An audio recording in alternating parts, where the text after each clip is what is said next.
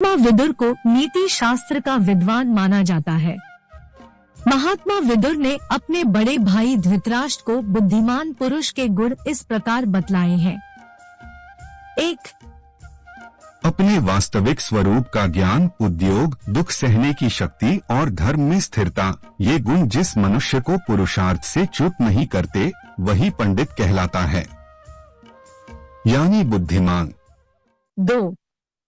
जो अच्छे कर्मों का सेवन करता और बुरे कर्मों से दूर रहता है, साथ जो आस्तिक और श्रद्धालु है, उसके वे सद्गुण पंडित होने के लक्षण हैं, यानी बुद्धिमान। 3. क्रोध, हर्ष, गर्व, लज्जा, उदंडता तथा अपने को पूज्य समझना, ये भाव जिसको पुरुषार्थ से भ्रष्ट नहीं करते वही पंडित कहलाता है, यानी बुद्धिमान। 4. दूसरे लोग जिसके कर्तव्य, सलाह और पहले से किए हुए विचार को नहीं जानते बल्कि काम पूरा होने पर ही जानते हैं, वही पंडित कहलाता है, यानी बुद्धिमान। 5.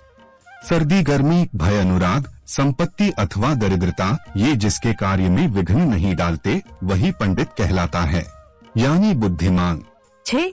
जिसकी लौकिक बुद्धि धर्म और अर्थ का ही अनुसरण करती है और जो भोग को छोड़कर पुरुषार्थ का ही वरण करता है, वही पंडित कहलाता है, यानी बुद्धिमान। 7. विवेकपूर्ण बुद्धि वाले पुरुष शक्ति के अनुसार काम करने की इच्छा रखते हैं और करते भी हैं तथा किसी वस्तु को समझकर उसकी अवहेलना नहीं करते।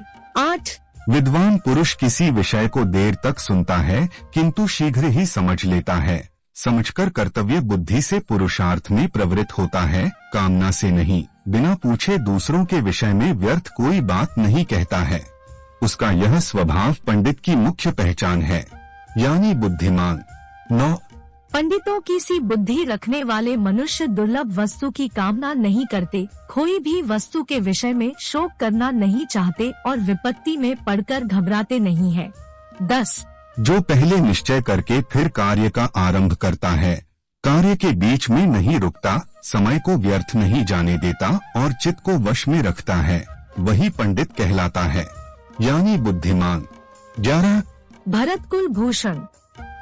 पंडित जन श्रेष्ठ कर्मों में रुचि रखते हैं, उन्नति के कार्य करते हैं तथा भलाई करने वालों में दोष नहीं निकालते हैं। 12.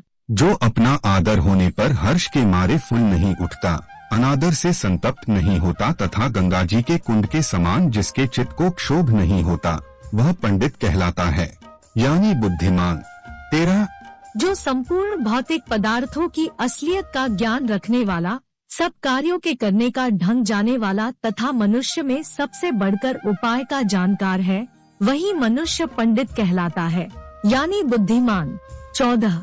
जिसकी वाणी कहीं रुकती नहीं, जो विचित्र ढंग से बातचीत करता है, तर्क में निपुण और प्रतिभाशाली है तथा जो ग्रंथ के तात्पर्य को शीघ्र बता सकता है, वही पंडित कहलाता है, यानी बुद्धिमान।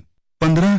जिसकी विद्या बुद्धि का अनुसरण करती है और बुद्धि विद्या का तथा जो श्रेष्ठ पुरुषों की मर्यादा का उल्लंघन नहीं करता, वही पंडित की पदवी पा सकता है, यानी बुद्धिमान।